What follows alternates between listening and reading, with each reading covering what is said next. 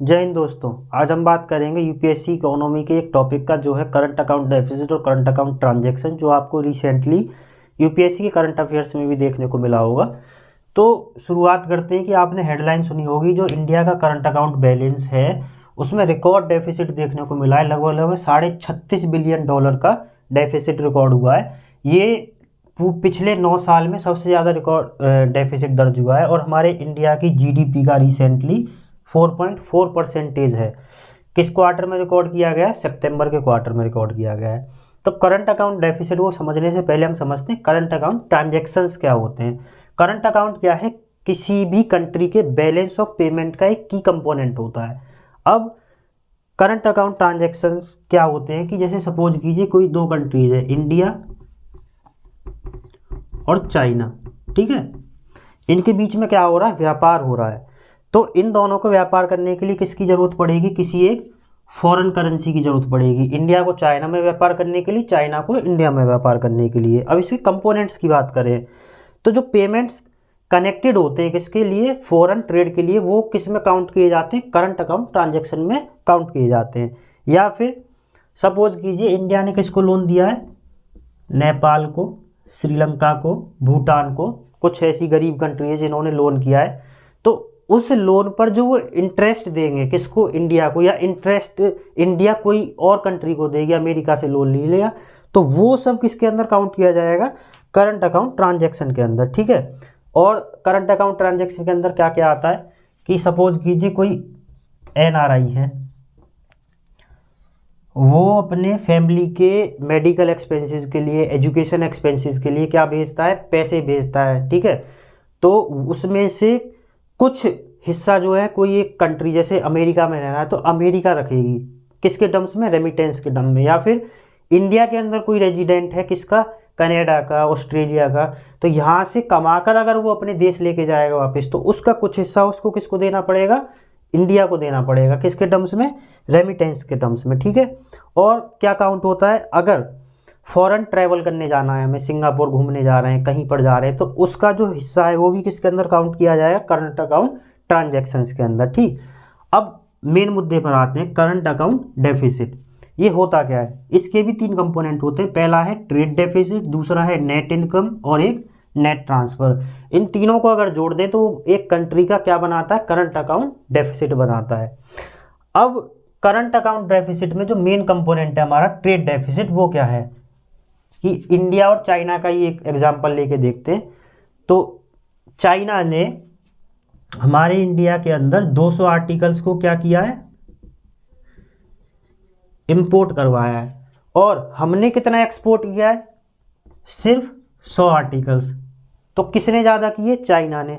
तो चाइना का क्या हो गया? ट्रेड सरप्लस हो गया, उसका जो व्यापार है वो वृद्धि में चल रहा है, प्लस में चल रहा है। और हमारा जो ट्रेड है वो किस में चल रहा है? डेफिसिट। तो ये जो ट्रेड डेफिसिट है ये चाइना के साथ हमारा बड़े लंबे समय से चल रहा है। अब इसके अंदर क्या है? ये रिप्रेजेंट करता है किसको? आउटफ्लो को। जो हमारी डोमेस्टिक करेंसी है वो कहाँ जा रही है? चाइना में आउटफ्लो हो रही है। हमारा जो रुपया है वो कहाँ पे जा रहा है? चाइना में जा रहा है। मतलब अगर और भी कोई कंट्री है, अमेरिका के साथ अगर हमारा ट्रेड से डेफिसिट है तो हमारा रुपया कहाँ जा रहा है? अमेरिका जा रहा है, ठीक है। नेट इनकम की अगर हम बात करते हैं तो एमएनसी जो आती हैं इन्वेस्टमेंट करने हमारी इंडिया के अंदर, वो जो जितनी भी इनकम क्या कर रही, कमा रही हैं, वो जितना भी पार्ट है वो किसके अंदर आ रहा है? नेट इनकम के अंदर आ रहा है। तो जब भी फाइनेंशियल इनकम किसकी, किसी भी एमएनसी की क्या होगी? बढ़ती हुई दिखाई देगी। किसके कंपेयर में? उस कंट्री के जो रेजिडेंट्स हैं उसकी सेविंग के कंपेयर में अगर वो बढ़ती हुई दिखाई देगी तो उस कंट्री का जो नेट इनकम है वो भी किस में चला जाएगा? डेफिसिट में चला जाएगा, ठीक है। और हमारी जो इंडिया है, अभी जो हमारे रेजिडेंट्स हैं वो ज़्यादा सेव करते हैं, तो हमारा जो नेट इनकम है वो किस में है? सरप्लस में, डेफिसिट में नहीं है। नेट ट्रांसफर्स की अगर बात करें, इसमें जो फॉरेन रेजिडेंट्स, वही जो मैंने भी बताया था कि अपना पैसा क्या कहाँ पे भेज रहे हैं, कमाने के बाद अपनी कंट्री में भेज रहे हैं, तो उसका कुछ हिस्सा किसको देना पड़ता है? उस कंट्री के अंदर जिसमें वो कमा रहे हैं, रेमिटेंस के टर्म्स में। तो ये सब किसको बनाते हैं? करंट अकाउंट डेफिसिट को तीनों कंपोनेंट मिलके क्या करते हैं? इंक्रीज करते हैं या फिर डिक्रीज करते हैं। अब ये जो 7 मुख्य कारण जो होते हैं करंट अकाउंट डेफिसिट के, उनकी बात करते हैं। तो एक है सबसे बड़ा हाइयर इन्फ्लेशन। किसी भी कंट्री के अंदर अगर महंगाई चरम पर है अपने पर, तो उस कंट्री का करंट अकाउंट डेफिसिट क्या होगा, बहुत ज़्यादा होगा, ठीक है। ओवर वैल्यूड एक्सचेंज रेट, सबसे इजी एग्जांपल है, हमारा जो इंडिया का करेंसी है रुपया, वो जो अमेरिकन करेंसी है डॉलर, उससे कंपेयर में बहुत नीचे है। मतलब एक जो डॉलर है वो लगभग 80 रुपये का पड़ता है। तो ये जो ओवर वैल्यूड एक्सचेंज रेट है, ये भी किस में बढ़ोतरी करता है, किसी भी कंट्री के करंट अकाउंट डेफिसिट में वृद्धि करता है। इकोनॉमिक ग्रोथ, ये भी बहुत बड़ा रोल प्ले करती है। बोरोइंग मनी, मतलब हमने IMF से, वर्ल्ड बैंक से या किसी और कंट्री से क्या लिया है, कर्जा उठा रखा है, ठीक है। तो वो भी किस में वृद्धि करेगा, हमारी कंट्री के करंट अकाउंट डेफिसिट में वृद्धि करेगा। डिक्लाइन इन एक्सपोर्ट्स, ये तो डायरेक्ट करते हैं कि आर्टिकल जो इंपोर्ट हो रहे हैं हमारी कंट्री के अंदर वो 200 है, हम जो इंपोर्ट कर रहे हैं वो कितने हैं, सिर्फ 100 या 50। तो एक्सपोर्ट्स क्या हो गए, कम, और इंपोर्ट बढ़ते जा रहे हैं, ठीक है। तो वो डायरेक्टली इम्पैक्ट करेगा किसको, करंट अकाउंट ट्रांजैक्शन को। वो किसको बढ़ाएगा, डेफिसिट को बढ़ाएगा हमारे को। फिनेंशियल फ्लोज टू फिनेंस क्या, current account deficit. Current account deficit को फिनेंस करने के लिए, मतलब करंट अकाउंट डेफिसिट को कम करने के लिए जो हम अपने बजट में से हिस्सा देते हैं, वो भी किस में काउंट होता है, करंट अकाउंट डेफिसिट के अंदर। 7वां जो है मेन है कि अगर दूसरी कंट्री है उसमें रिसेशन आया हुआ है, मंदी आई हुई है, तो वो भी किसको इम्पैक्ट करेगी, करंट अकाउंट डेफिसिट को इम्पैक्ट करेगी। वो क्यों, क्योंकि आज की जो दौर है वो ग्लोबलाइजेशन का दौर है। मतलब सारी कंट्रीज क्या है, आपस में एक दूसरे से कनेक्टेड हैं, बहुत व्यापार चलता रहता है। तो अगर किसी भी देश में मंदी आई हुई है तो वो इम्पैक्ट करती है किसको, करंट अकाउंट डेफिसिट को।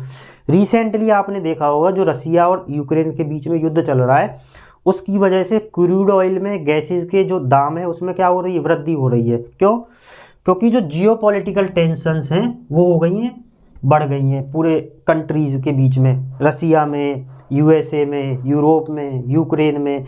ये सब क्या कर रही हैं, किसको, जो हमारी सप्लाई चेन होती है उसको बाधा डाल रही हैं। तो जब सप्लाई चेन में बाधा आ गई तो फिर गैस के प्राइसेस, पेट्रोल के प्राइसेस, क्रूड ऑयल के प्राइसेस सब क्या हो जाते हैं, बढ़ते चले जाते हैं। और वो किसको इम्पैक्ट करते हैं, फिर करंट अकाउंट डेफिसिट को किसी भी कंट्री के। अब बात करते हैं कि जो इम्पोर्ट बिल्स हैं, जो इम्पोर्ट बिल है अगर ये बढ़ रहा है किसके कंपेयर में, एक्सपोर्ट बिल। मतलब हमने जो सामान मंगाया है बाहर से, हमारे सामान जो बाहर से कंट्री इंडिया के अंदर लेके आई है, उसका जो अमाउंट है वो बढ़ गया है।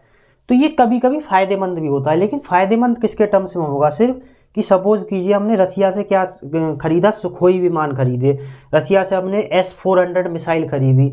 तो वो टेक्नोलॉजी जब ट्रांसफ़र होती है तो ये लॉन्ग रन के लिए क्या करती है, किसी भी कंट्री की इकोनॉमी में वृद्धि करती है। लेकिन फिलहाल के लिए जो वो करंट अकाउंट डेफिसिट है वो बढ़ जाएगा। तो कभी कभी इंपोर्ट बिल्स, लेकिन सिर्फ कब, जब या तो इंटेलेक्चुअल प्रॉपर्टी का क्या हो रहा हो, शेयर हो रहा हो, या फिर टेक्नोलॉजी का शेयर हो रहा हो, तभी जो इंपोर्ट बिल अगर एक्स्ट्रा हो रहा है तो वो लॉन्ग रन के लिए किसी भी कंट्री को बेनिफिट देता है। अदरवाइज वो नेगेटिव इम्पैक्ट ही शो करता है किसके ऊपर, किसी भी कंट्री के करंट अकाउंट ट्रांजेक्शन्स के ऊपर। Thanks for watching.